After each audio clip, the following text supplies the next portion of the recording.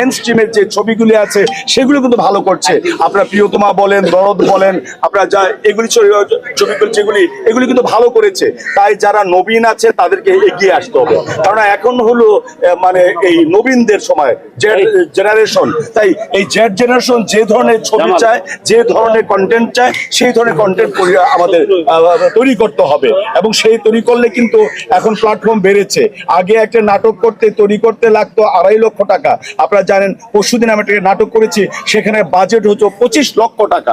আমি শুধু যে কাছে আসার গল্প ক্লোজ আপ সেটাই 12 লক্ষ টাকা আমি বাজেট দেখেছি।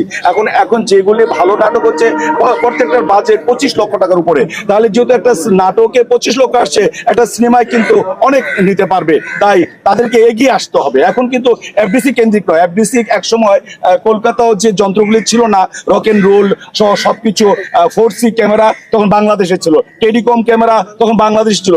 যে ক্যামেরা এখন দেখেন যে ক্রিকেট মাঠে মানুষের বুকে নিয়ে যায়, সেটা কিন্তু বাংলাদেশে 1997 সাল ছিল। এখন আবার এগুলি ব্যবহার করতে হবে এবং অনেক বেসরকারি ফার্মেও নিয়ে এসেছে। তাই আমি ভবিষ্যৎ ভালো দেখছি, তবে এটা সদ্ব্যবহার করতে হবে। সময় গেলে সাধন হবে না, সাহিত্যের কথা মতো। স্যার, এখন বর্তমান সময়ে দেখতেছি যে কাজের থেকে আলোচনা থেকে সমালোচনা বেশি হচ্ছে, এবং এটা কি একটা টেকনিক হয়ে গেছে কি আছে? একটা নতুন কাজ করলাম, একটা মিউজিক ভিডিও করলাম, আমি একজনের নামে একটা বাজে কথা বললাম, এটা ভাইরাল হলো, আলোচনা হলো, সমালোচনা হলো। এটা কি আসলে এই তার যে কাজটা করলো, এই কাজটাকে ভাইরাল করার জন্য? এটাই আপনারা জানেন, প্রচারের প্রসার। আমরা যখন 1990 সাল থেকে অভিনয় করি, তখন কিন্তু বিটিভি নামক একটা যন্ত্র ছিল, সেটা 80,000 টাকা মিনিটে দিত ওই সময়, 90 সালে। কারণ এটা প্রচার হতো যে এই সিনেমা আসতেছে, এই নাটক হচ্ছে।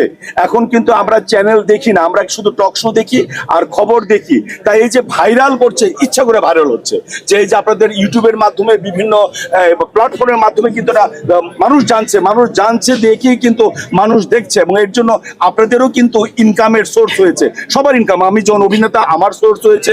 আপনার একটা ভাইরাল হলে আমার নাটকটা দেখছে, আমার ভাইরাল হলে আমার সিনেমাটা দেখছে, আমাদের এই অর্থ উপার্জন হচ্ছে। আমাদের যে প্রযোজক, তিনি লাভবান হচ্ছে, তিনি আরো নাটক বা সিনেমা করছেন, এবং আপনারাই কিন্তু প্রচার করে দিচ্ছেন। এই প্রচারই কিন্তু প্রসার হচ্ছে। তাই ইচ্ছে করে আমরা অনেকে ভাইরাল হই।